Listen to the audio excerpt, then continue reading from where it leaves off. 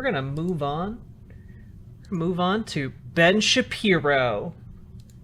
Ben Shapiro, debating college students, his favorite pastime. How far do you think he can throw them? Not very far, because he lies about his height. Thanks for doing the tomahawk chop. Very epic. Thank you. You bet. You know, when people say that that's like a racist thing, I have to say, if people just went to a stadium and started cheering for the Jews, you know how happy I would be?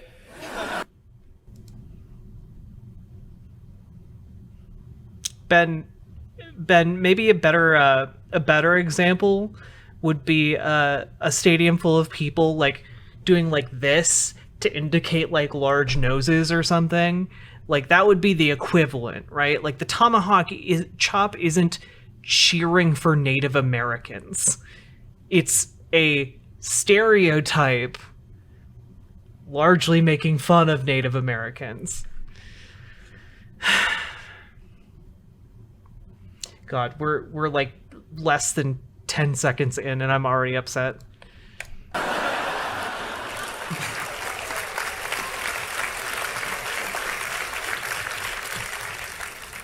Ooh, is he gonna 1-2 punch? Is he coming in? So my question is very quick. What is your favorite argument for God's existence and why? Okay, so my favorite argument for God's existence is that I believe in free will. Okay, the reason that I think this is an argument for God's existence is because if you believe that human beings are essentially just balls of meat wandering around aimlessly in the universe, the kind of Spinoza's stone that thinks that it was moving of its own accord but actually was thrown, if you believe that and you don't believe in free will, then there's an internal coherence and logic to it. If you believe that you have the ability to make independent choices, that you can actually supersede your own biological drives and the environment around you to any extent, even to the smallest extent, this means that you believe in something that can't actually be proved by science, but that you are living every single day. And the notion that you... Ben, when you're applying foundation, you gotta get that neckline, dude. You gotta go down below the neck, okay? Up here, very different color than down here.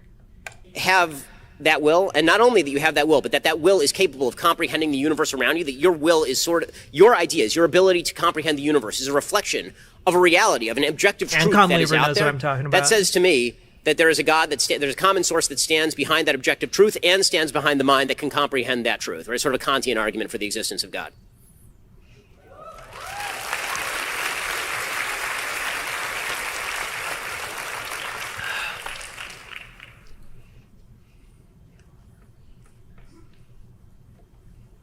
Bread into toast.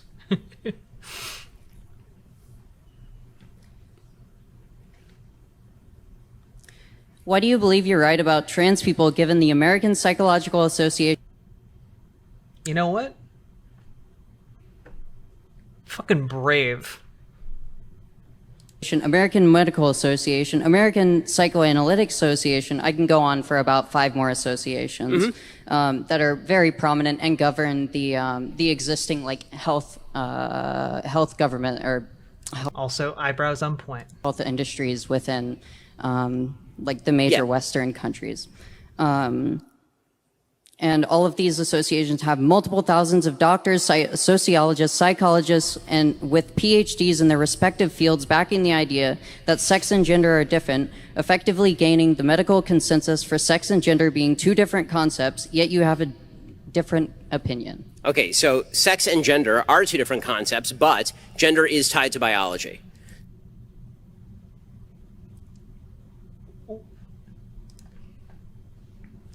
I don't think I've ever heard Ben Shapiro say that sex and gender are 2 different things.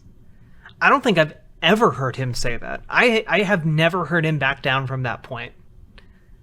Even a little bit.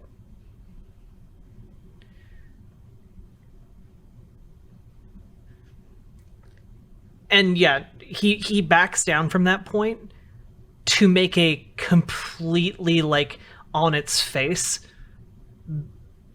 like argument, like you pointed out, Draco Wrath, gender a social construct is tied to biology.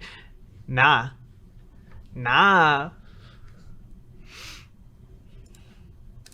So one of the big problems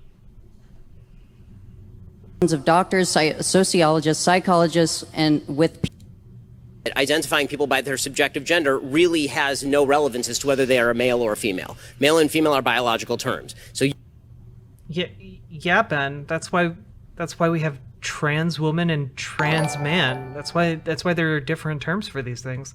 Hey, Randy, thank you for the follow. I appreciate that. using terminology like male and female to describe a self-perception of maleness or femaleness is sort of a bizarre way of arguing whether a thing is a man or a woman. Ben, you already admitted they're two different things. So trans people don't agree with you on the biology. No trans person is saying, biologically I'm not a man. Biologically I'm not biologically I'm not a male. Biologically I'm not a female. However, there are trans people who point out that sex is bimodal and exists along a spectrum. There are also trans people who point out that sex is way more complicated than how we typically define it or think about it. And mostly, trans women, trans men, just pointed out that that's why the trans is there, my dude.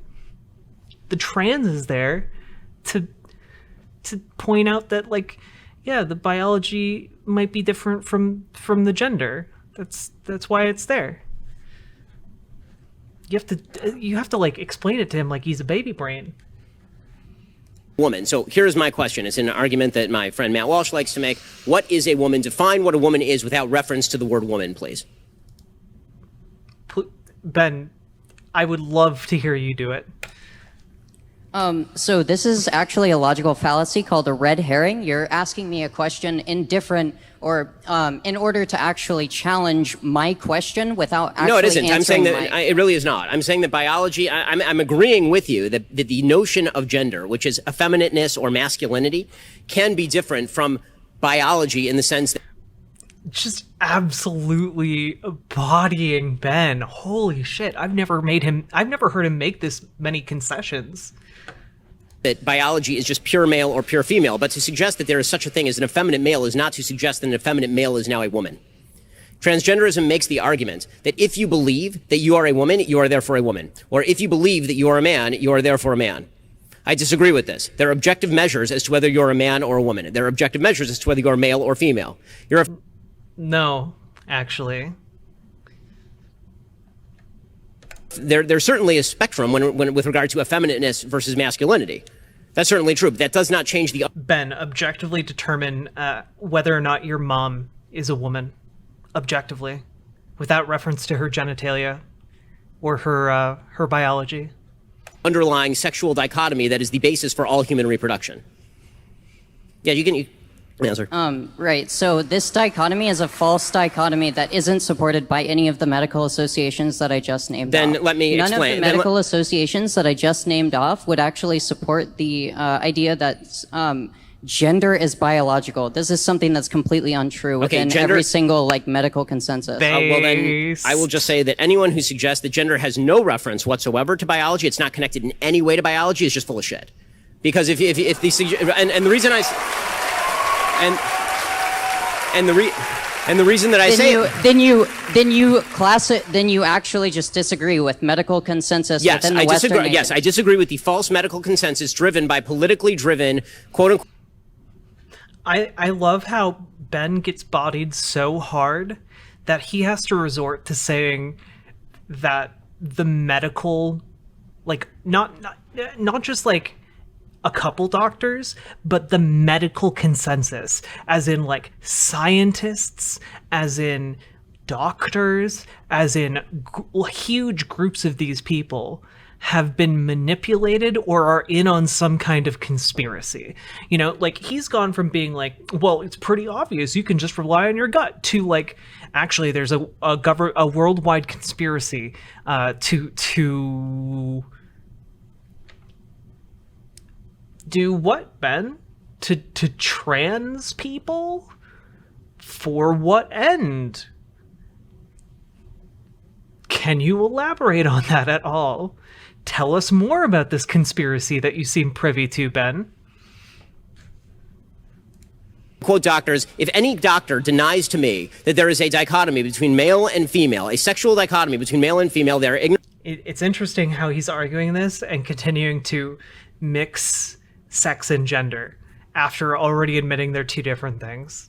And they are letting their politics get in the way of their science. Anybody who suggests to you that there is such a thing, for example, as a pregnant male is not a doctor, they are an activist.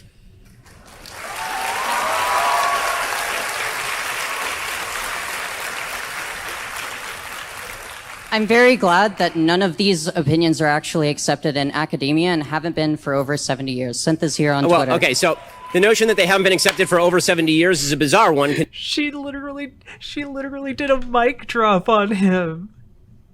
She did a mic drop on him. Yo, what? Synth is here?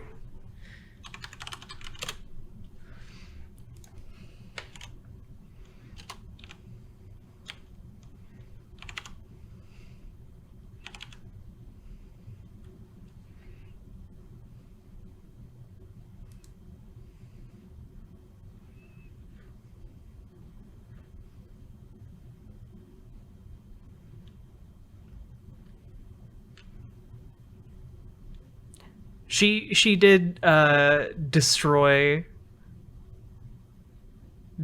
she did destroy Ben, but also she's a Destiny stan, which is unfortunate. But you know what? Good for her. Here's $5. Go see a Star War. Considering they were accepted until about 5 minutes ago. And the basic idea that male and female do not exist runs counter to all mammalian biology, all of it, not just human. Are we to suggest that gender and sex are different in walruses? How does this work exactly? Ben having to resort to the natural fallacy. Are they different in bears? Anytime you have all mammalian reproduction. Libra, why does he care about walrus pee-pee? Have you ever seen walrus pee-pee? It's magical. Is rooted in the idea that there's a sexual dichotomy between male and female. To obscure that, owning college kids with facts, logic, and walrus pee-pee. With all sorts of semantic word games about how you feel subjectively has no bearing on whether male and female are categories that exist. And if you're trying to define male and female with reference to any subjective category that cannot be identified by any metric whatsoever other than how you feel today, I challenge whether that is scientific or whether that is merely a self-perception that is being guided by a political agenda. I'm sorry, I could spend more time on this, but we have to get to the next question. I appreciate it. Sorry, I would spend more time on this, but I can't have you bodying me for the next half hour in front of a huge audience.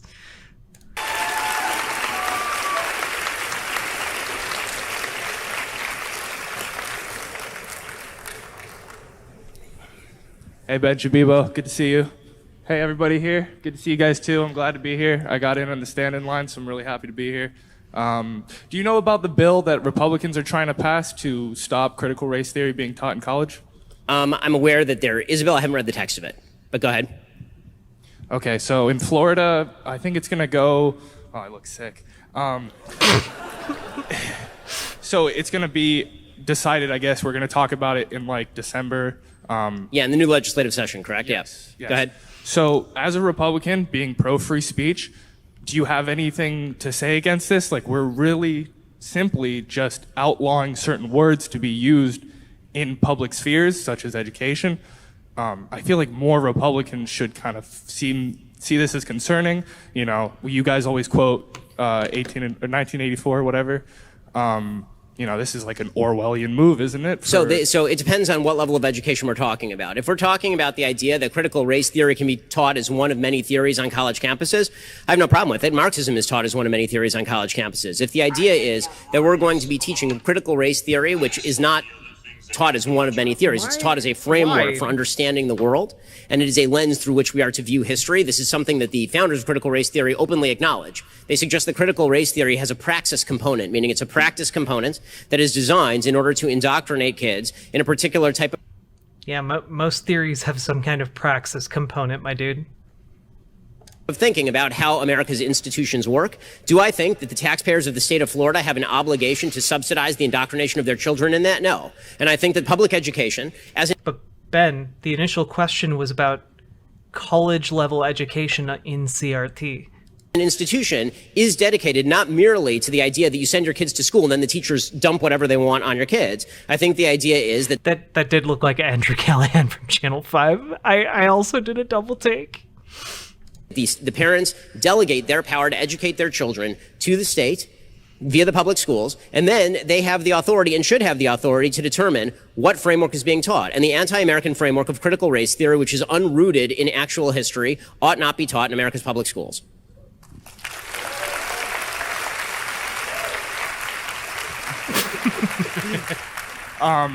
Like, critical race theory is literally a footnote in my sociology class, and it's a framework if you want to take it in as a framework. Listen, know? I learned critical race theory when I was at Harvard Law School too, right? I mean, Facts, whenever you talk about critical race theory, you say the right things, you know what you're talking about, but because you're a Republican...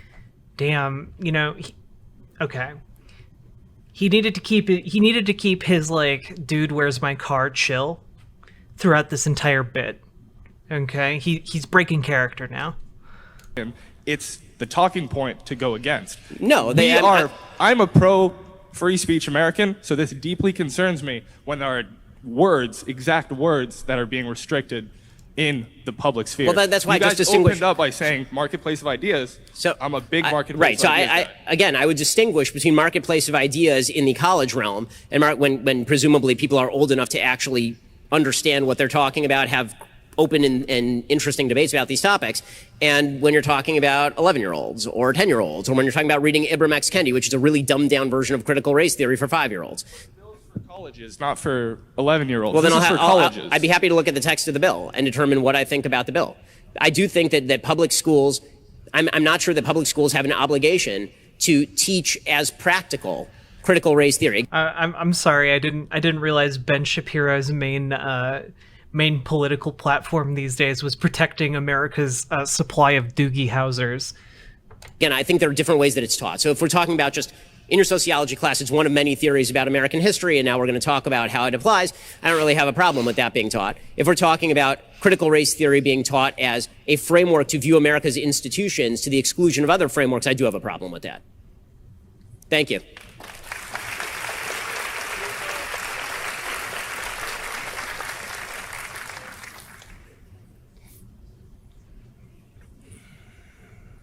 I have gum in my mouth, sorry.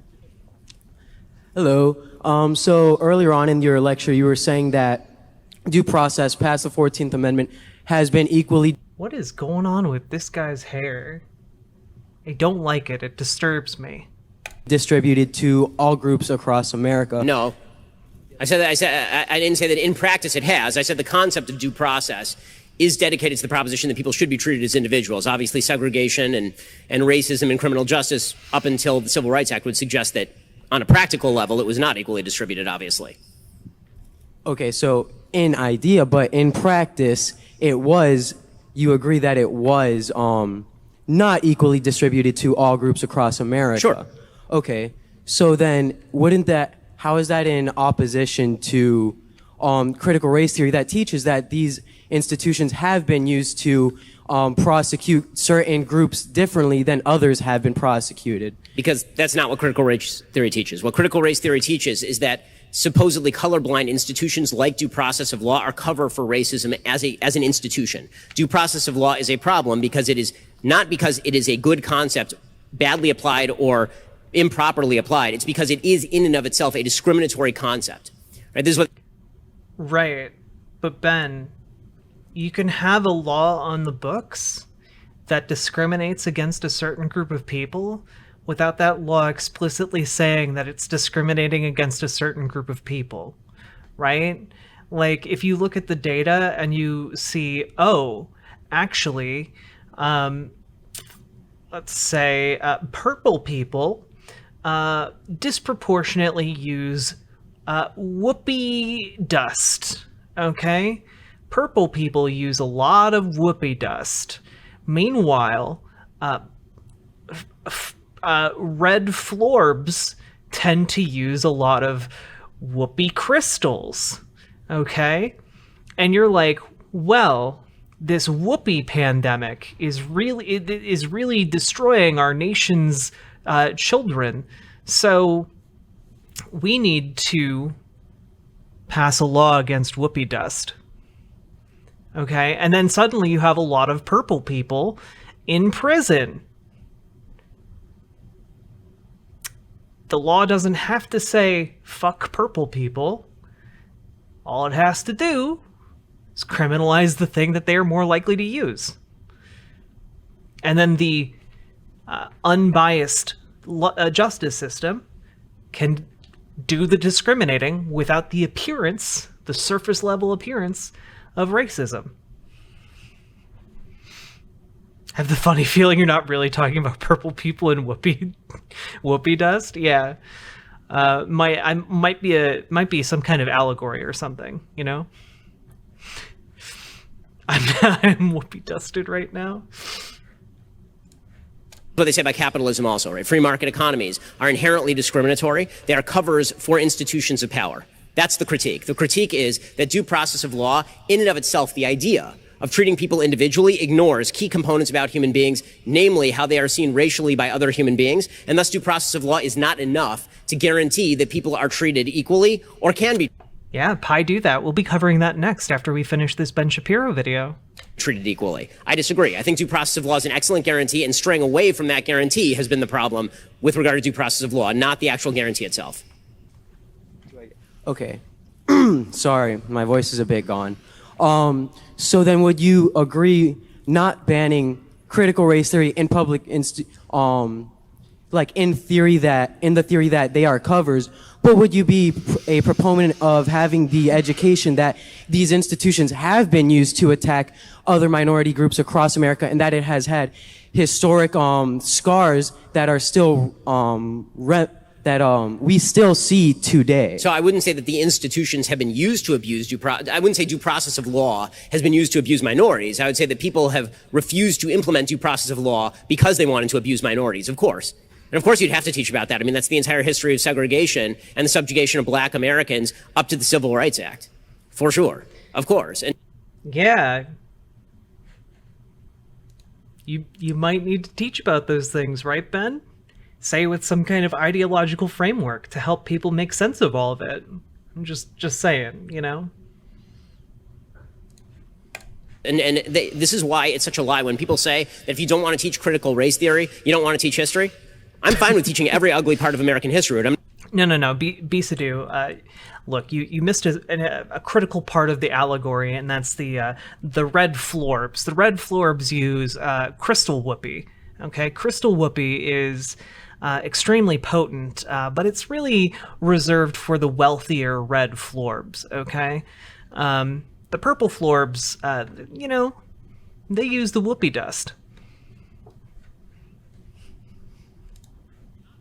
Is the idea that the foundational ideas of the United States of America, the notion that we are created equal before God with certain inalienable rights, and that government was instituted in order to protect these rights. I disagree with the fundamental idea that these were a cover for power designed in order to subjugate black Americans. I think that's a lie, and I think it's deleterious to teach that to kids.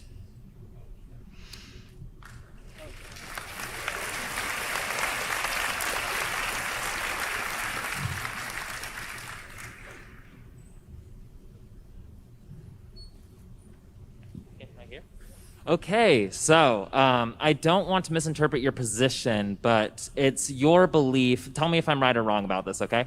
It's your belief that America is fundamentally a skillsocracy, as you call it, as opposed to a meritocracy, correct? Yes. Okay. Then how? Because I don't connect moral merit with intellect. People are born. Yeah, okay, I get that. Yeah. Nice.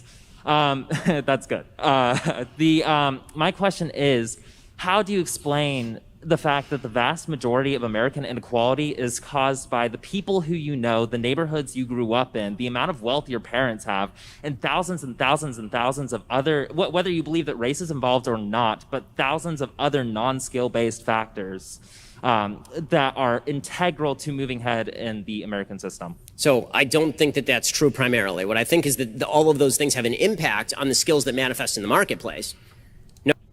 Yeah, Ben, that's just what that's just what they talked about. That was the question. It's incredible. Yeah, all gas no brakes comes around again. Slightly different outfit. It's kind of it's funny. It's like he's padding time by just reiterating the question. No question. But what the market measures is at the point of the skills. It's not measure. If there's a skilled person who's coming from an impoverished background where there's a lot of single motherhood and crime, for example, and that person has high skills, that person is going to do fine. Yeah, but how are you getting the skills, Ben? How are you getting the skills, Ben? How are you getting both the skills and the connections to properly get to places that will compensate you for those skills, Ben? Almost like there might be factors that go into creating a skill set. Okay, but the problem is that all of those things can contribute to a lack of skills. Right? This is part of my argument, and the only way to actually alleviate that problem is to change the cultural milieu that makes it very difficult for people to achieve a certain level of skills in particular communities. Single motherhood. No, Ben, it's not the cultural milieu. It's the fact that they don't have fucking money, you bozo. That Whoopie dust is going to be stuck in my lexicon for a while now. Good. Makes it very difficult, for example, for kids to grow up in an environment where they have a solid family home, where they're studying a lot at home. I have a pet theory that Ben wears a yarmulke to cover the twin he ate in utero that's still sticking a few limbs out of his skull. Education is of primary value as opposed to just getting through the day crime-free, for example, and without being victimized by neighbors. High crime areas. Right? All of these things are things that we can alleviate, and I think that we should alleviate them. These are real problems to people fully developing their skills. The point that I'm making is that the system of economics is not punishing people for their upbringing, it's punishing them for lack of skills, which may in fact be an effect of their upbringing. Right? But that does not mean that primarily the skillsocracy is punishing people for their environment or for their race. It is punishing them for the fact that when it comes time for them to go to the job market, they don't have the same skills as the person next to them. So the question becomes not, how do we get rid of the skillsocracy? The question becomes, how do we get rid of the obstacles to people who could be more skilled becoming more skilled? And that means creating cultural institutions that matter. It means creating communities. It means trying to ensure that people have a father and a mother in the home, trying to make sure that people can live in safe neighborhoods where there are thriving communities, where there are jobs available. Right? That would effectuate a better opportunity set to enter the skillsocracy. But what I see is people thriving communities with jobs.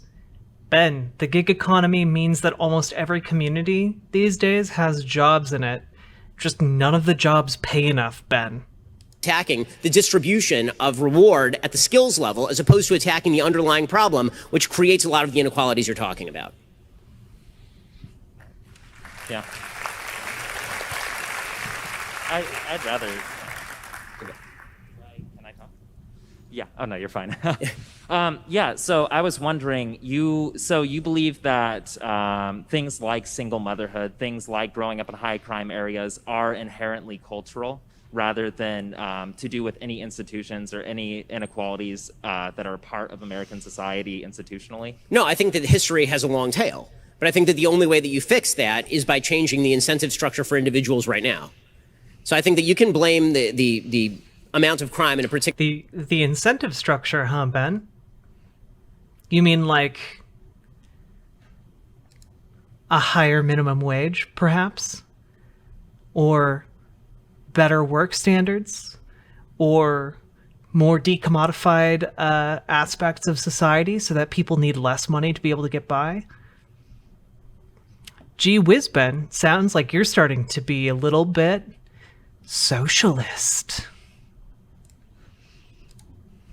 Community on a long history of disinvestment in that community 50, 60 years ago. I don't think it's going to change a damn thing. And I don't think pouring money... Lord Locke, that's just called being irritated with young people. ...into the community is necessarily the solution. I think if you're looking at high crime levels, I think the best solution is you need more cops on the ground to stop the crime. This is what's going to allow people to invest in the area and provide more jobs. And I think that trying to spend all of your time... The question is, are we trying to diagnose a problem that is solvable, or are we trying to just describe the history of the problem? If we want to describe the history of the problem, that's fine, but using that as a substitute for a practical solutions-based approach to problems is a political mistake. One is... So much of this is just him saying filler words really quickly.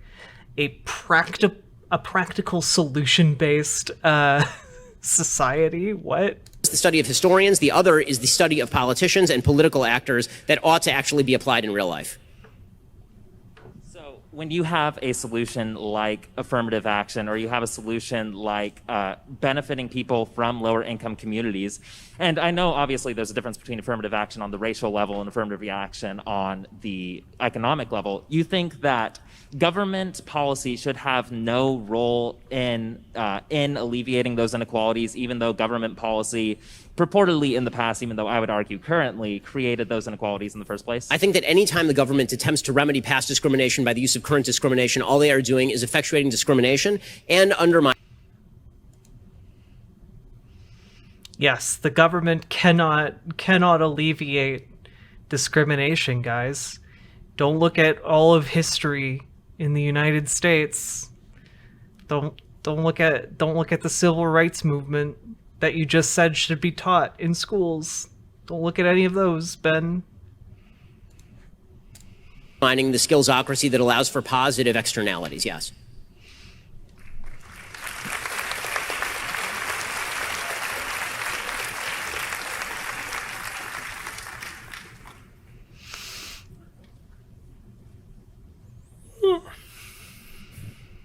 Hi, Ben. How are you?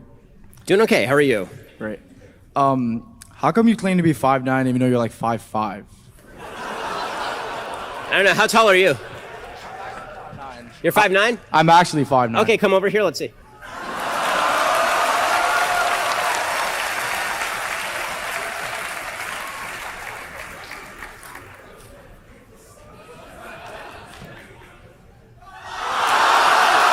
Oh shit, wait. You know what? I'm calling it. I'm calling it right now. Calling it. That man's a plant. That man's a plant. That's right. They got a 5'5" man to say he was 5'9".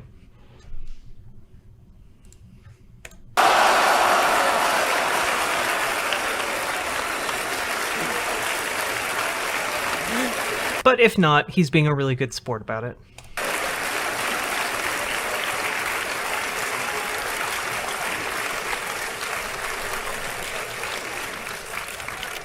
I'll be honest, I planted. I've been waiting years to do that.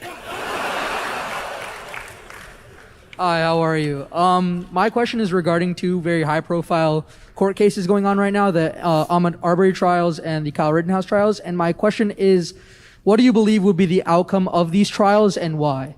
Okay, so I think that there's what will happen and what should happen. I'm not going to try and predict what will happen because you cannot predict what juries are going to do. What should happen, Rittenhouse should be acquitted. He clearly acted in self-defense. That doesn't mean that I would send my 17-year-old over to Kenosha, Wisconsin in order to protect property and provide medical aid to people, but it does mean that the shootings that he committed were in self-defense. The evidence is pretty much as... I just want to point this out, okay? All right. Here, this photo is, as far as I know, unedited. This is Ben Shapiro standing next to Ted Cruz. Ted Cruz is verifiably 5'8". Ben Shapiro claims to be 5'9". However, we can clearly tell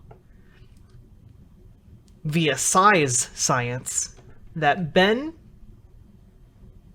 is either on his knees or he is not 5'9".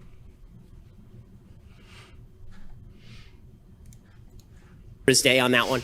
And the prosecutor has no case, and frankly, he's making a fool of himself. He looks like he got his law degree for turning in the tops of Cracker Jack boxes. In the Arbery case, the main question in the Arbery case is going to come down to, legally speaking, whether Entrama banned. whether the McDaniels, who are the defendants in this particular case, whether they had the capacity under the citizens arrest law of Georgia to arrest Arbery. So there was some testimony last week that a couple of weeks before they went after Arbery, they went to this house that Arbery had been allegedly inside of, this construction site, and tools had been stolen from there and all this. They went there with a local cop, apparently, and the local cop was speaking to them about how there was somebody who looked exactly like Arbery who'd been inside stealing things. right? And so what this does, it provides the predicate for the Been inside stealing things from an empty house that is in construction? Ben, that doesn't make any sense. There's nothing in the house. It wasn't finished being built yet. Like what? Stealing lumber? Ben? Tools?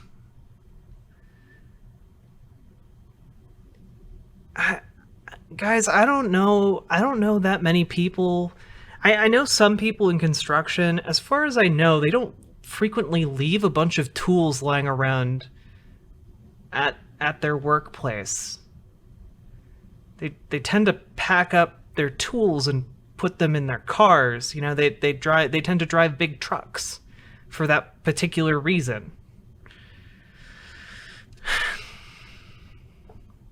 Yeah, it is common to leave, like, expensive tools, like large tools, the kinds of tools you need, like, keys to unlock and trailers to move. I don't know.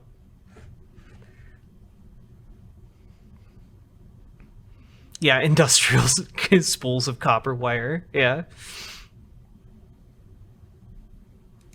notion they have to that if they get a call that somebody is stealing things and that person matches Arbery's description, and the cop in the tape says it's possible he's stealing things, it could be a misdemeanor, it could be a felony.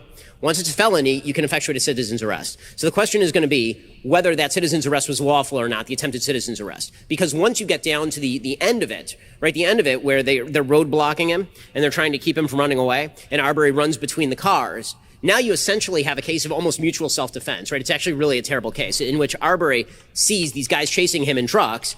Why is he going to pull over, right? And so he tries to run. He goes for the gun. They shoot him. So from their perspective, they're trying to give a citizen's arrest. They have to shoot him in self-defense. From his perspective, he's trying to run away, and they're blocking him and trying to falsely imprison him. And so he's acting in self-defense. So the only way to solve that legal conundrum is whether they were, in fact, under the belief that they were attempting to arrest him, a citizen's arrest, and they had good cause. Like, it has to be by the preponderance of the evidence, like 51%, 49% standard.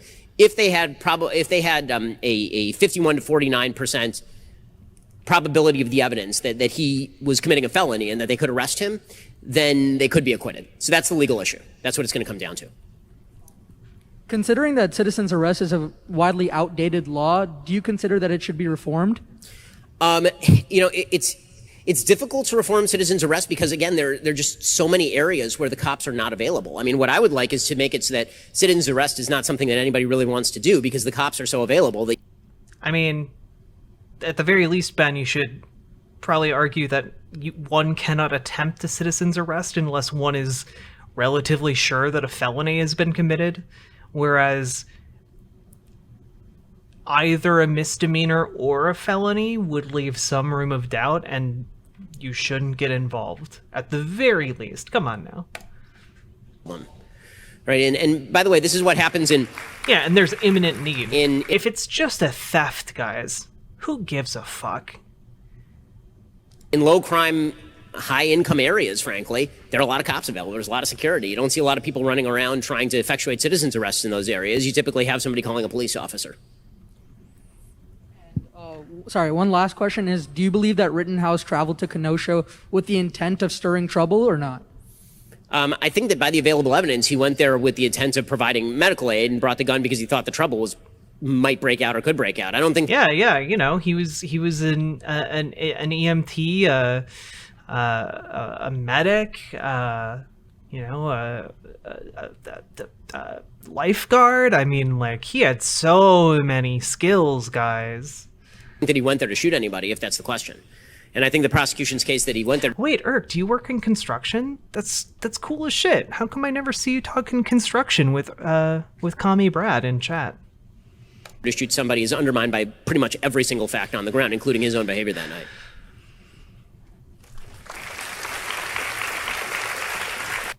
Yeah, look, America's supply of Doogie Housers is just it's overflowing. The Doogie Housers are getting out of control, okay?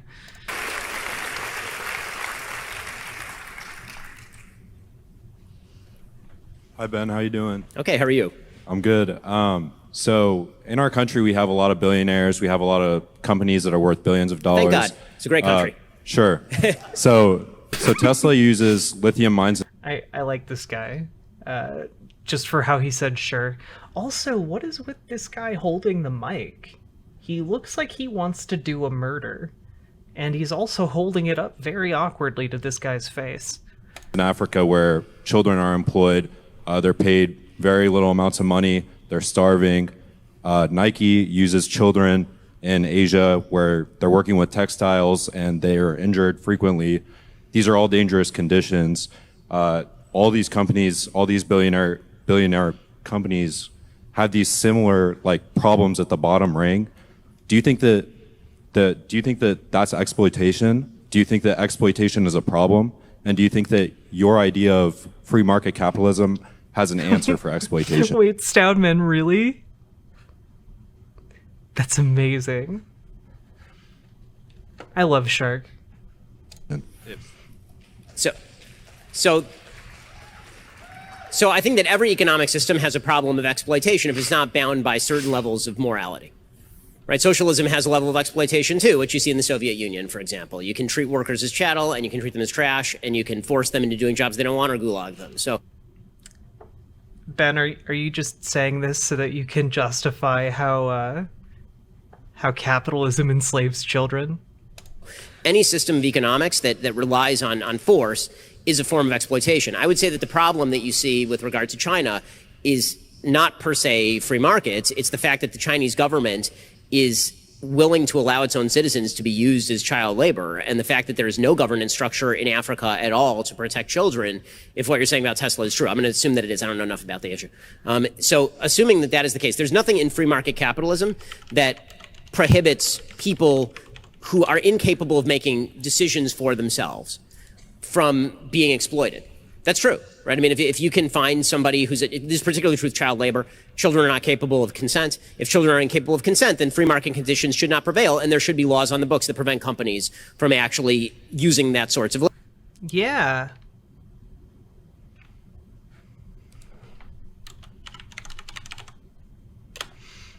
I agree.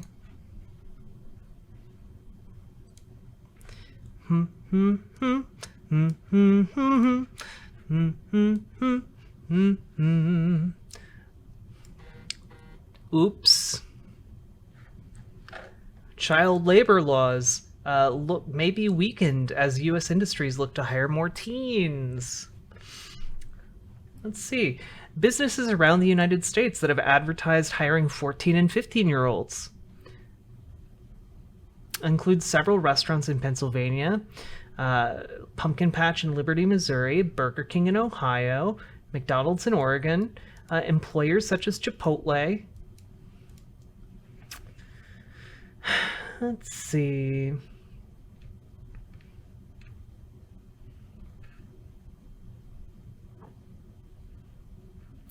Oh, what a labor short. By the way, there isn't a labor shortage in America. What there is a shortage of is jobs willing to pay like a living wage, and these jobs don't provide that and are garbage pay, and people have nothing to lose, so they are leaving and trying to get something better. And rather than pay more, these businesses are just seeking to hire children.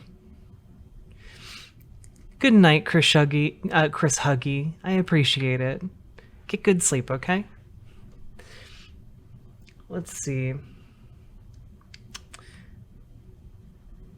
In Wisconsin, Republican state senators recently approved a bill, SB 332, and sent it to the Wisconsin State Assembly. The bill would expand permissible work hours for minors under the age of 16.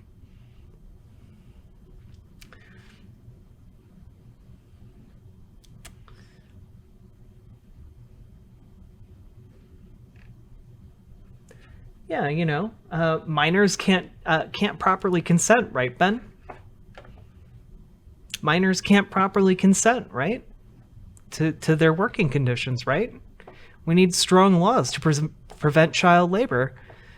Weird how the political party you tend to align with is trying to strip those protections. How strange. How weird. We've had child labor laws in the United States for quite a while, and I agree with those. But that's not to suggest that any other economic system wouldn't be similarly prone to exactly the same kinds of problem, as long as you are saying that exploitation is simply a function of economic growth, or even economic distribution. Right? They're almost two separate issues. So one is an issue of morality. Immoral people can use any system in order to harm other people, and particularly children and people who can't protect themselves. The case that socialism makes is that people who are fully capable of consent are also exploited, and that, I think, is a lie. Well, do you think that? I apologize. Oh, no worries. I just It's tripped okay. up. You're Chad. But, yeah, I'm sorry. That's okay. I mean, I think that the broader point that I'm making is that when it comes to, sorry, did you remember? So Go yeah. ahead. So would you be in favor of legislation here in the United States that prevents billionaire companies and multi-billion-dollar companies from using exploitation around the world? Depending on what we are defining as exploitation, sure. I mean, if we're talking about like forcing small children to make Nike shoes, absolutely. Yes. Wow. Yes. Yes. Ben, And by the glad way, we're in agreement. And by I'm the way, glad we're in agreement. Yeah, and by the way, I would agree with a United States policy of tariffing any company abroad that also uses similar levels of labor, because the big problem is that the reason companies in the United States presumably do that sort of stuff is in order. You know what?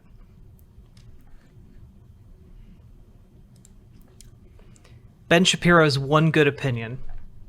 Ben Shapiro, broken clocks are right once a day. You know what? Ben Shapiro's one good opinion, okay? I also don't believe him, but you know what? The one good take. Well, it's a broken clock, savage like Fred. It's he's more broken than most broken clocks.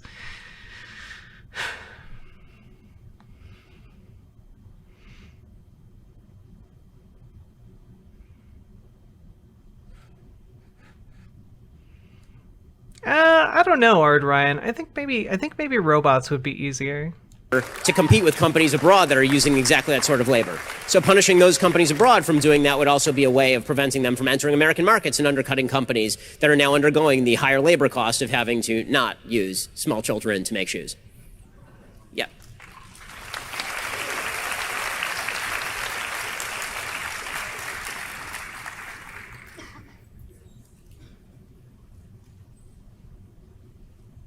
All right. Hello. I just wanted to ask. So I wanted to bring up the fact that you talked about individuals and everything. Damn, this hat is a power move. And I wanted to bring up a few examples, like, for example, like COVID and like, say, like the 2008 financial collapse and even like the 1994 crime bill and things like that. Those have definitely effects on big groups and especially like the black community and everything. Like after the 2008 financial collapse, not many people got, like I wouldn't say. How's my hangover? I haven't had any alcohol in a couple days, so I'm doing okay. Accused, but convicted. For example, not many people on Wall Street, the individuals who did profit a lot from those things, but millions of people were kicked out of their homes and everything. And you talk about like things like these being, or America being, based on individuals and individuals wanting to achieve different things, but in reality, a lot of like people are affected by their societal factors, their environment and everything. So I want to get your answer on that and like how these negative effects, affect the majority of people. But the positives, the money gains, the Wall Street things, not many of the working class people in Tallahassee, for example, feel that. Not many people in Tallahassee felt the after COVID or during COVID, the stock market jumps. The average employer just saw a bunch of just empty, employment, options and low wages and everything still, and the same old. So, well, okay. So I think that the fundamental idea with regard to, it's almost two separate questions, and so I'm going to take them one at a time. The reason I'm separating the questions is because when it comes to corporate bailouts, for example, I'm sure you and I agree. I don't think that any of those corporations should have been bailed out. I think that if you engage in the moral hazard of wrecking your own company, I don't see why I'm supposed to pay for that or you're supposed to pay for that. In a free market system, you're supposed to bear the consequences of the risks that you take. I think that's true across the board. And I think that whether you're a big rich guy on Wall Street and you lose your entire company, or whether you're a guy who took out a loan that you couldn't afford on your house, if you take out too much, that is, as I am constantly. Hey Ben, what if the company does? What if the company that can declare bankruptcy does? And then your entire pension goes down with that company. What do you do? What do you do, the Ben? Like, are you supposed to be carrying the burden of a company's bad choices? I don't know. I don't think so. Constantly for saying a you problem. If you take. Yeah, imagine having a pension. Yeah, Jenny 12 gauge. I realized that as I said it. I've never had like benefits. I've never had like company health insurance. I've never had a company parking space or anything like that. Never had any assistance with any of my payments. Never had any kind of like support from like a company or a retirement package or anything like that. Like, this is what I got, you know? So, fuck, man. My retirement plan is to work myself to death, yeah. Well, on that note, if any of you have been enjoying this content, please throw some subs and biddies my way, because this is all I got. This is all I have. And I'd very much appreciate it. Take a risk, and then you bear the consequence of that risk. That's no one's fault but your own. And anybody who comes in to bail you out from that, particularly if you're talking about with like billions of dollars in order to prop up a particular lifestyle, that's a huge mistake. And it's Archangel, thank you for the 420 biddies. I really appreciate it. a huge problem, and I totally agree with that. And for example, with that, like, you know, we in America, we do bail these people out. You know, our capitalist system does not. That's not capitalism. That's cronyism. It definitely, yeah. People say that, but no, but it's true. No, but it's we do bail these people out. And right. I'm just saying that that's not capitalism. That's actually closer to corporatism, which is the government being in control of the economy, essentially. I mean, who's bailing them out? I mean, are they bailing them out? The government is bailing them out. Yeah, definitely the government. And for example, we don't get these similar bailouts for regular people. Like, for example, Joe Biden was, you know, promoting just $2,000. You know, we're fighting for scraps. I want to understand, like, where does that come from? Like, why are we so, you know, willing to give? Well, I mean, the United States does spend literally trillions of dollars on social welfare programs. The notion the United States has no social safety net at all. Trillions of dollars on social welfare programs.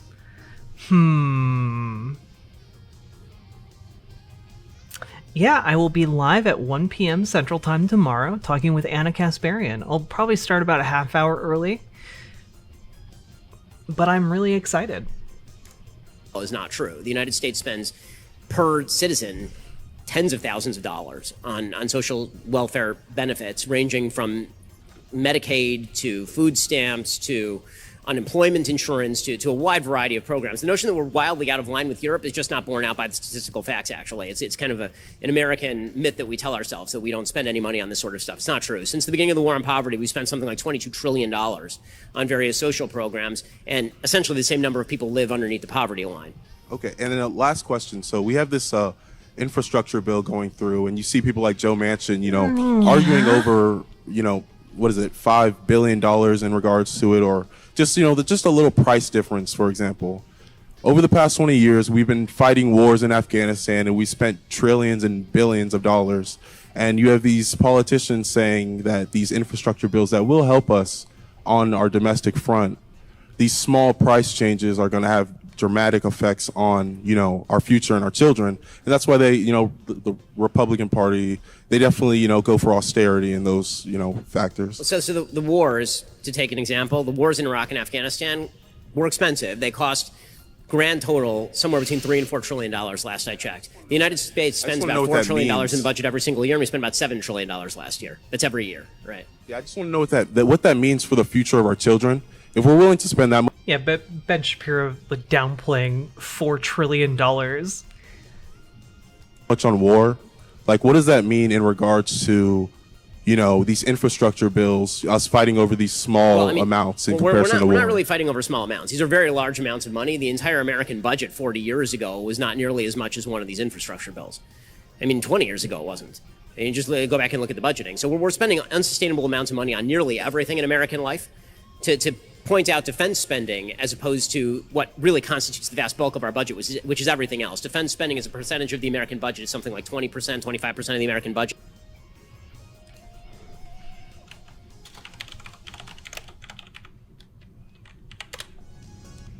Yeah, I wonder why people are bringing up the defense budget of the United States. I wonder why.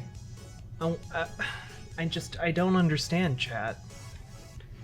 I don't understand. Why would anyone bring up the military budget as something to cut when we aren't fighting any major wars? I wonder why.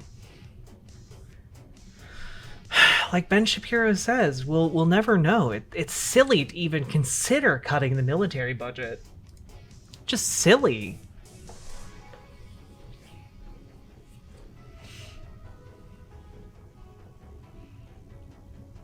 Now, he is right. There are larger parts of like the US budget, like Social Security, the thing that everyone pays into and has to pay out to the people who paid into it all of their lives. I think it was even that high. That is not the chief driver of systemic spending problems in the United States. It's massive mandatory spending programs. I have to ask you a question. Were you Honestly, Jenny 12 Gauge, excellent question. How would you know how much to cut if you never audit it? And the answer is we have audited it. They have, all of the audits have just very strangely failed. It's very weird, very, very strange. the guy before who I saw a picture of holding the very creative flag? Of, Yes, it was outside. Yeah, dude, I gotta ask you, Lenin and Stalin? Really? Yeah, definitely Lenin and Stalin. It's just Lenin and Stalin? Stalin really? definitely due to World War II. You know, I mean, we're talking about exploitation of people. I mean, Stalin. We do a lot of that in America too. I live in Tallahassee. There's a lot of exploitation. I used to work at a lot of places, and there's a lot of poor people. Were you gulagged though?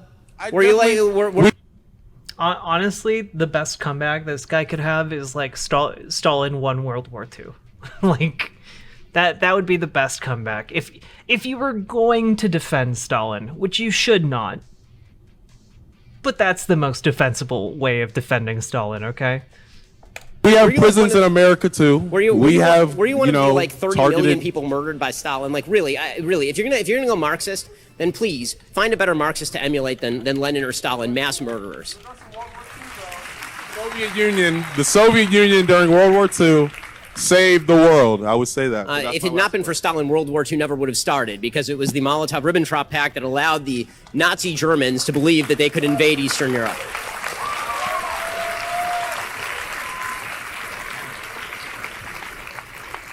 This will be the last question that Mr. Shapiro takes for the evening. That's a lot of pressure. That's a lot of pressure. My name's Andrew, and I was introduced to you by the Michael Knowles book, Reasons to Vote for Democrats. Your quote that said "thorough" at the top, and it was a blank book. I don't know if anyone's familiar with that book, my question is about it's like in the way that the things that you're saying about certain things being done with hard work, things being done with intellect, as kind of like a slippery slope to more right racist things or white supremacist things. The question is like a FSU specific question about what your thoughts are about the difference between canceling someone for what they believe and accountability in a position where they should have accountability. Specifically, Jack Denton, who was an FSU, I believe, Senate person, but he was basically, he had, sorry, I should be more knowledgeable about this, but and I really don't want to be the college student destroyed by Ben Shapiro. Um, but the question is basically he was an FSU student that had anti-BLM, anti-transgender comments in a Catholic group that he had, the Facebook group or something. If someone wants to correct me on that, they can. But a group me, gotcha. Different application. Okay. But the question is basically, what are your thoughts on that? You know. I mean, so my basic view of cancel culture, I won't comment on a specific case because I really don't know the facts of the case. But my general thoughts on cancel culture versus what they call accountability culture is you get to hold somebody accountable for a thing that they do in the space where they do it. What I mean by that is I speak on politics. If I say something bad about politics, you cannot listen to my show. You can say that I'm a bad man, and you can come after me, and you can tell people not to listen to me and all of that. If you go after my advertisers who are advertising on a wide variety of programs, then that is an attempt to cancel as opposed to an attempt to hold accountable, because the person that you're actually attempting to hold accountable is not me. You're attempting to go after advertisers who have had nothing to say about any of my advertisers, I assume, disagree with a lot of what I say. Right? Just because they advertise on the program does not mean that they approve of everything I say, any more than they agree with everything. Well, yeah, but Ben, you understand how advertising works, right? Like, your advertisers don't want to associate with you if you are making them look bad to their potential customers. That's generally why advertisers pull advertising, not because the advertising firm has like an ideological like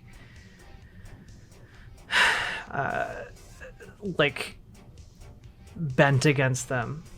On MSNBC, if they advertise on both of us, this holds true across, I would say, industries. So you'll see a plumber, and a plumber has some sort of bad thing on a Facebook page, and the idea is that you can no longer use this plumber because of what was on their Facebook page that they were talking about politics. That seems very silly to me. If you can unclog my toilet, and I'm not going to speculate as to who is behind it. Just that, and stick with just the facts that I know. I'll use you as the plumber. These two things have nothing whatsoever to do with each other. If it impacts your job performance, that's accountability culture. If it impacts not your job performance... I mean, I trust Lady Raincloud when she says that there were 7 hate raids, and that the reason given when trying to access Demon Mama's channel was for mass reporting. So, yeah, I believe those two things. Performance just impacts sort of your public perception. That seems a lot more like cancel culture to me. But I'm not going to like point fingers and say who I think did it, because I have no idea. Those are just the two individual facts that I know.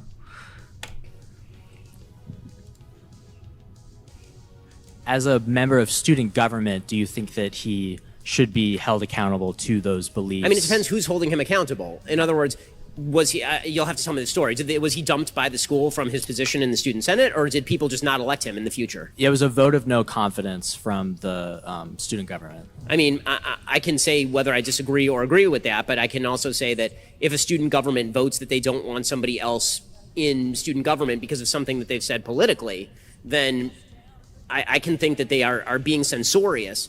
I'm not sure that that counts as formal cancel culture in the sense that they're being canceled for something that is outside the purview of which they're normally speaking. But I can still think that the people who are doing it are jackasses. I don't know what he said. So both of those things can be true at once. Sometimes accountability culture, as it's called, can also be misused. It's not like a hard divide between accountability culture is good and cancel culture is universally bad, right? I could probably think of hypothetical scenarios where that's not true.